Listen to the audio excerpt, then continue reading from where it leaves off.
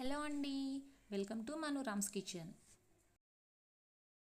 ఈరోజు మన కిచెన్లో లెమన్ రైస్ చేయబోతున్నానండి.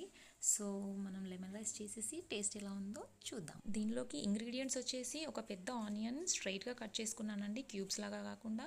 అండ్ 4 చిల్లీస్ తీసుకున్నాను. ఒక 2 రెమ్మల కరివేపాకు, 1.5 లెమన్ అండ్ ఒక ఫిస్ట్ ఫుల్ శనగపప్పు తీసుకున్నానండి. మీరు కావాలంటే ఇందులో పల్లీలు కూడా వేసుకోవచ్చు.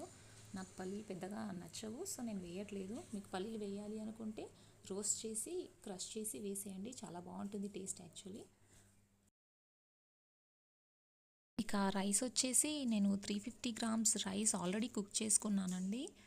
అండ్ మనం దీన్ని కూడా ఒక ప్లేట్లో తీసుకొని మంచిగా విప్పి పెట్టుకున్నాం అనుకోండి, మళ్ళీ మనం పోపుకి వేసుకునేటప్పుడు చాలా బాగుంటుందండి, ఈజీగా అయిపోతుంది.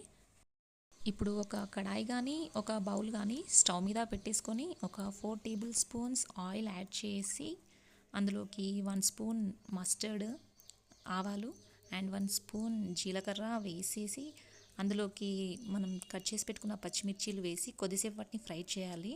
సో క్యాప్ పెట్టేసుకొని కొద్దిసేపు ఫ్రై చేసేద్దాము. చేశాక ఆ తర్వాత కొద్దిగా కరివేపాకు వేసి కవర్ చేసేసేయండి, ఎందుకంటే అది చిట్పట్లాడుతుంది కాబట్టి. అండ్ మనం చాప్ చేసి పెట్టేసుకున్న ఆనియన్స్ కూడా వేసేసుకుందాం. అలాగే మనం ఆల్రెడీ తీసుకున్న శనగపప్పు కూడా అందులోకి వేసేసి మంచిగా మిక్స్ చేసుకోవాలి. కొద్దిసేపు ఒక 5 మినిట్స్ అట్లా మిక్స్ చేశాక కొద్దిగా ఒక పించ్ టర్మరిక్ యాడ్ చేయండి, పసుపు యాడ్ చేసేయండి. దాంతోపాటుగానే ఒక స్పూన్ సాల్ట్ వేసేసేయండి. సాల్ట్ మీ టేస్ట్కి తగ్గట్టుగా చూసుకోండి. సాల్ట్ వేసాక చక్కగా అలా మిక్స్ చేసుకోండి.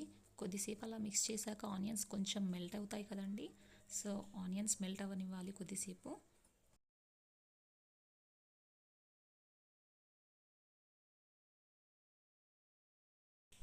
ఇక మన దగ్గర ఉన్న లెమన్స్ తీసుకొని స్క్వీజ్ చేసుకోవాలండి. మనం 1.5 లెమన్ తీసుకున్నాం కదా, సో అది టోటల్గా స్క్వీజ్ చేసేసుకోవాలి.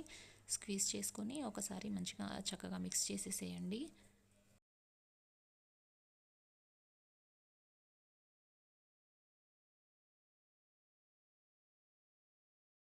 ఒక హాఫ్ మినిట్ అలా కుక్ చేసుకున్నాక చూడండి, ఆనియన్స్ కలర్ చేంజ్ అయిపోయింది.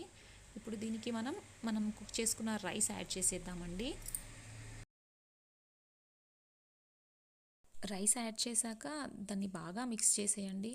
ఎలా అంటే ఇప్పుడు మనం లెమన్ పోపు వేసాం కదండి, ఆ లెమన్ పోపు మొత్తం దీనికి మంచిగా పట్టుకునే విధంగా మిక్స్ చేస్తూ ఉండండి.